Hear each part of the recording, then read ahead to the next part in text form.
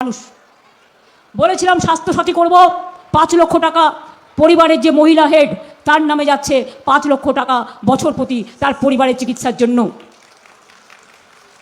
বলেছিলাম smart card করব, 10 লাখ টাকা করে ছাত্রছাত্রীদের জন্য, যাতে পড়াশোনার অভাবে আমাদের কন্যাশ্রী আছে, শিক্ষাশ্রী আছে, ঐক্যশ্রী আছে, যুবশ্রী আছে, মেধাশ্রী আছে, Swami Vivekananda merit cum scholarship আছে। কিন্তু তা সত্ত্বেও আরও করেছিলাম এই কারণে যাতে সবাই সুযোগটা পায় উচ্চশিক্ষার। যা যা বলি আমরা কিন্তু করি, এবং আগামী দিনও মনে রাখবেন আমি আপনাদের কাছে বলে যাচ্ছি আমাদের অঙ্গীকার। লক্ষ্মীর ভাণ্ডারে যারা এখনও ফর্ম ফিল আপ করেছেন নতুন করে তাদেরটাও হয়ে যাবে। মাথায় রাখবেন লক্ষ্মীর ভাণ্ডার চিরকালের উপহার, চিরজীবন পাবেন। এটা বিজেপির সরকার নয়। প্রথমে বলবে একটা কিছু নাম, প্রথমে দেবে 1000। খবর পড়ছি বেঙ্গল জব স্টাডি সংবাদ চ্যানেল থেকে। আজ এক্ষুনি মাত্র বা খবর অনুসারে রাজ্য কেন্দ্র সরকারের তরফ থেকে উঠে এলো আজকের বাছাই করা 20টি গুরুত্বপূর্ণ সংবাদ। শুরুতে হেডলাইন, তারপরে বিস্তারিত খবর। কি ঘটছে প্রতি বাংলায় প্রতি মুহূর্তে? ভোটের ঘন্টা যেমন বাজছে তেমনই নির্বাচনের অপেক্ষায় সাধারণ মানুষ হাঁ করে তাকিয়ে রয়েছে। কি হবে বাংলার পরিস্থিতি? কে আবার বাংলায় ক্ষমতায় আসবে? আসছে একের পর এক তা নিয়েই গুরুত্বপূর্ণ খবর। পটকায় দেখে নেব বাংলায় কি করছে। নন্দীগ্রামে তৃণমূল কর্মীর অস্বাভাবিক মৃত্যু, তৈরি হয়েছে রাজনৈতিক চাপানুতর। একমাত্র লড়তে পারে বিজেপির বিরুদ্ধে, আর কেউ পারে না। আপনাকে অনেক অনেক শুভকামনা জানাই। আপনি ভালো থাকুন, আপনারা সকলে ভালো থাকুন, কিন্তু বিজেপি ভালো থাকুন এটা আমি বলবো না, সিপিএম ভালো থাকুন এটা আমি বলবো না। যে সিপিএম এত অত্যাচার করেছে ওরাই বিজেপির সবচেয়ে বড় দালাল। এত অত্যাচারের পরেও একটা সিবিআই ওদের বিরুদ্ধে হয়েছে, একটা ইডি হয়েছে না, লাইন করে চলে।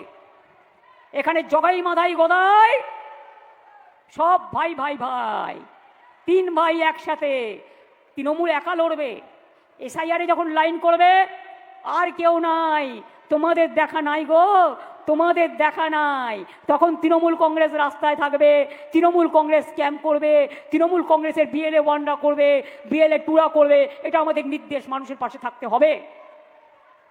তাহলে ঝড়ে নেই, জলে নেই,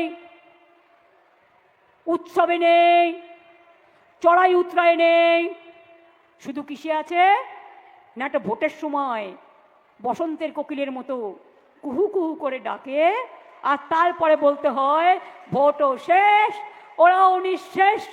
তখন আবার গিয়ে বলতে হয় তোমার দেখা নাই গো, তোমার দেখা নাই।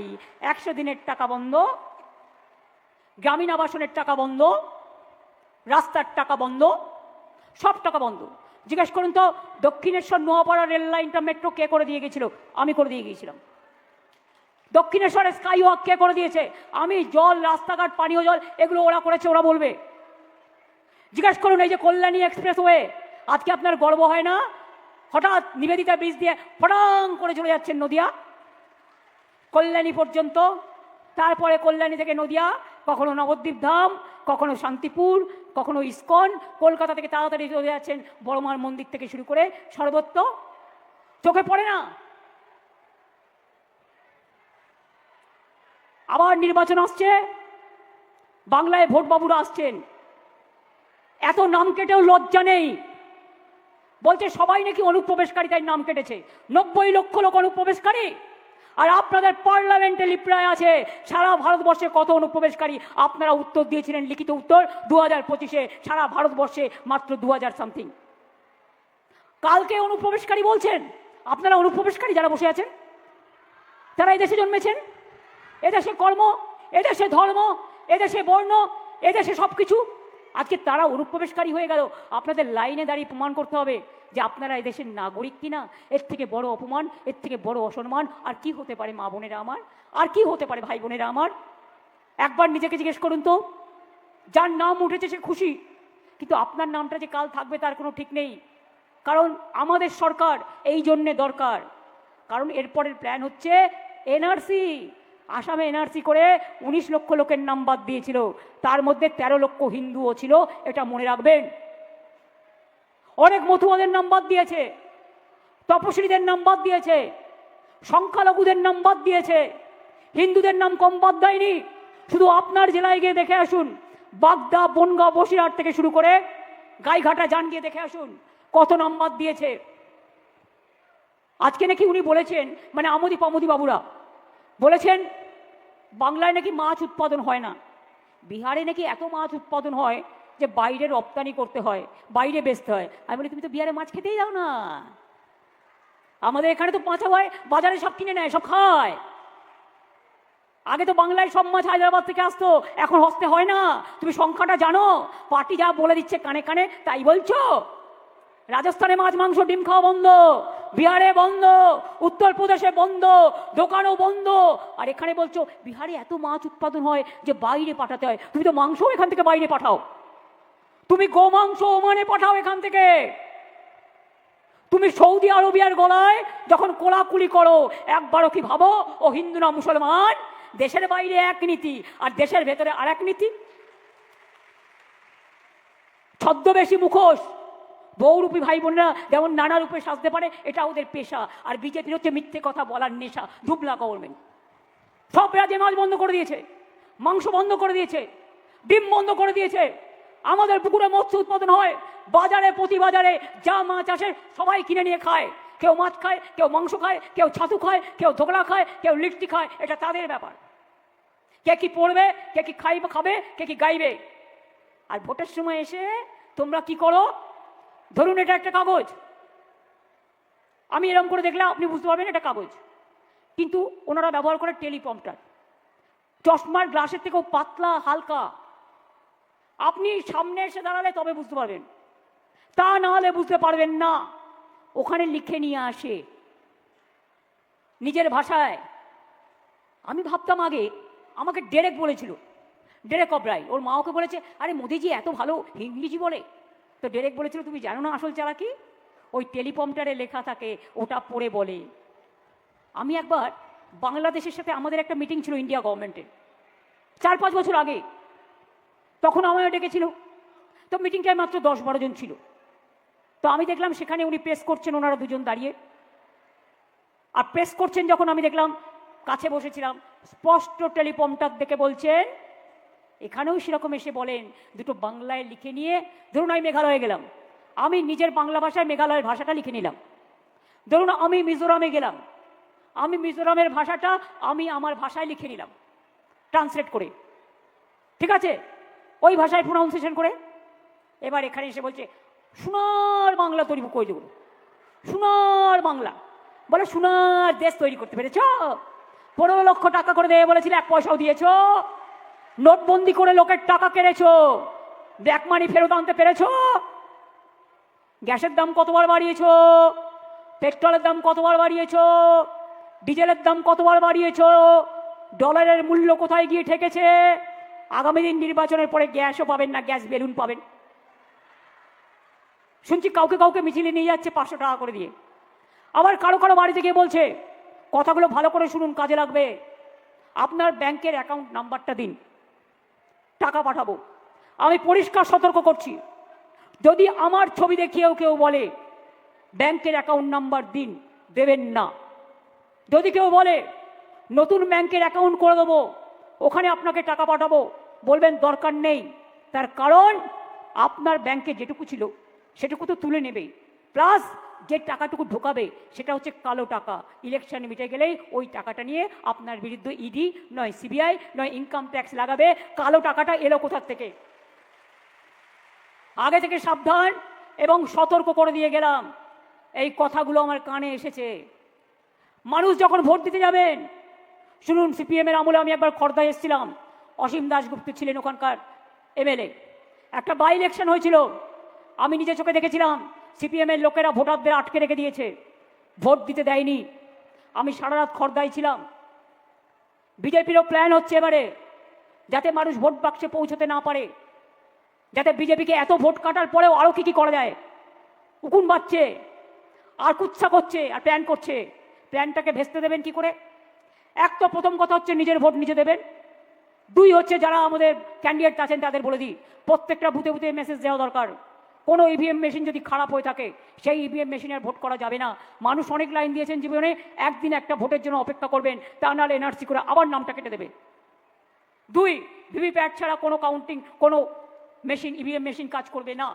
3, নতুন মেশিন আসলেও টোটালটা এজেন্টকে দেখে নিতে হবে এবং 5টা পার্টিকেই টিপে দেখতে হবে তার ভোট তার জায়গায় পড়ছে কি না, নাকি সব ভোট গিয়ে একটা পার্টির জায়গায় পড়ছে। এদের আমি এক ফোঁটা বিশ্বাস করি না। এরা করতে পারে না, এমন কাজ জগতে নেই। যারা দাঙ্গা করে ক্ষমতায় আসে তারা যে কোনো বজ্জাতি করতে পারে। কোথাও কোথাও मैंने सुन रहा है कि ये बंगाली नॉन बंगाली करते हैं, लेकिन आप लोग जब बंगाल में रहते हैं, बंगाल में काम करते हैं, बंगाल में खाना खाते हैं, बंगाल में रोजी रोजगार है, आप लोग शांति से अच्छे रहिए। हम बीजेपी नहीं है कि हमारे लोगों को उड़ीसा में अत्याचार करते हैं और राजस्थान में करते हैं और मध्य प्रदेश में करते हैं, हमारा बांग्ला भाषा में बात करने के लिए वो लोग अत्याचार करते हैं, लेकिन हम लोग नहीं करते हैं। लेकिन बीजेपी का बात सुन के अगर आप लोग ये बात मानेंगे, अगर बांग्ला में शांति से रहना है तो शांति से काम लीजिए। মনে রাখবেন, বাংলাকে যদি বাঁচাতে হয়, আপনার অধিকার বাঁচাতে হয়, আপনার নবপ্রজন্মকে বাঁচাতে হয়, আপনার সন্তান সন্ততিকে বাঁচাতে হয়, আপনার খাদ্যকে বাঁচাতে হয়, আপনার শিক্ষাকে বাঁচাতে হয়, আপনার ইতিহাসকে বাঁচাতে হয়, আপনার সংস্কৃতিকে বাঁচাতে হয়, আপনার সম্প্রীতিকে বাঁচাতে হয়, তাহলে মনে রাখবেন আপনাদের দরকার তৃণমূল কংগ্রেস সরকার। যে যতই নাটক করুক, যতই ছলনা করুক, একটা কথা বলবেন, ভোটে যখন কেউ ক্যান্ডিডেট হয় তখন প্রত্যেক ক্যান্ডিডেটেরই নিশ্চয়ই অধিকার আছে তার কথা বলার, কিন্তু ভোটটা হচ্ছে রাজনীতির একটা অঙ্গ। কাজে একটা রাজনীতির লোক আর একটা রাজনীতির বিরুদ্ধে বলতেই পারে, কিন্তু আমি কাউকে কটূক্তি করব না। আপনারাও দরকার হলে একটা সৌজন্যের সীমারেখা রাখবেন। বিজেপি রাজ্যে মাছ খাওয়া বন্ধ, মাংস খাওয়া বন্ধ, ডিম খাওয়া বন্ধ। আমি তাই বলি, ভোটের বাক্সেও তাই তোমাদের ভোট বন্ধ।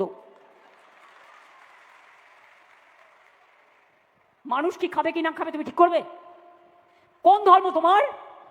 আমরা তো মানব ধর্ম মানি, রাম ও কৃষ্ণ পরমহংসদেব মানি, স্বামী বিবেকানন্দের ধর্ম মানি, দুর্গা পুজো করি, কালী পুজো করি, লক্ষ্মী পুজো করি, শিবের পুজো করি, জগন্নাথের পুজো করি, ছট পুজো করি, ঈদ করি, বড়দিন করি, মহাবীর জয়ন করি, সব কিছু করি আমরা।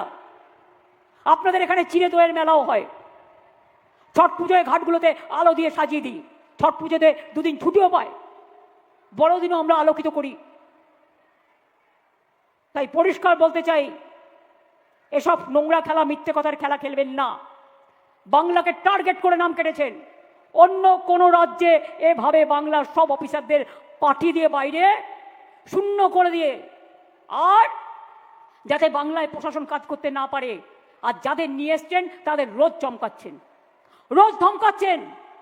তারা ব্যথিত, তারা দুঃখিত, তারা মর্মাহত। এত কিসের আস্ফালন, এত কিসের অহংকার? দুরাচারী, দাঙ্গাকারী, অত্যাচারী, স্বৈরাচারী, ভোট কাটারি, এদের কোনো ক্ষমা নেই, এদের কোনো ক্ষমা নেই, এদের কোনো ক্ষমা নেই। যদি রক্ষা করতে হয় বাংলা, তাহলে মনে রাখবেন এবারের ভোট আগে যদি অন্য কাউকে দিয়েও থাকেন, এবারে একটি ভোটও অন্য কোনো পার্টিকে দেবেন না।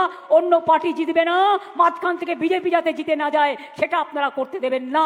দয়া করে, অনুগ্রহ করে, একটা সিট ভেরি ইম্পর্টেন্ট এখনকার সময়। তার কারণ বিজেপির সব ছলনার বিরুদ্ধে আমাদের জোট বেঁধে ভোট দিতে হবে বাংলার স্বার্থে। ভুলে যান কে প্রার্থী, আমার মুখটা মনে রাখবেন। আর মনে রাখবেন, বিপদের দিনের বন্ধু দিদি দিল্লির জমিদার নয়, বাংলার পাহারাদার। এই মানুষটাকে যদি সমর্থন করেন তাহলে মনে রাখবেন, আমি সারা জীবন লড়াই করে এসেছি। সিপিএমের আমলে অনেক মার খেয়েছি, সারা শরীরে আমার চোট। বিজেপি আমলে অত্যাচার, বঞ্চনা, লাঞ্ছনা, চমক ধমক অনেক দেখেছি, কিন্তু কোনোদিনও মাথা নত করিনি। আজও বলে যাচ্ছি, মাথা নত করব না। প্রয়োজনে দেব মোরা এক নদী রক্ত, হোক না পথের বাধা প্রস্তর শক্ত। চলবে না অন্যায়, টিকবে না ফন্দি, জনগণের আদালতে তোমাকে আগামী দিন হতে হবে ভোটবন্দি। তার কারণ তুমি ভোট কেটেছো, মানুষকে লাইনে দাঁড় করিয়েছো, মানুষকে অসম্মান করেছো, তুমি আধার কার্ড করিয়েছো, টাকা নিয়েছো। তারপরে ভোটের সময় যখন নাম কাটলেন, মানুষ দেখাতে গেল, বললেন ব্যাংকের লিঙ্কে আধার কার্ড দরকার, পাসপোর্টে আধার কার্ড দরকার, অ্যাডমিট কার্ডে আধার কার্ড দরকার, খাদ্যে আধার কার্ড দরকার। আর ভোটের সময় বলছেন ভোটের জন্য আধার কার্ড নেই দরকার। বলছেন নো পাপা, ভোট কাটার জন্য আধার কার্ড দরকার। Yes papa. Humpty Dumpty sat on a wall.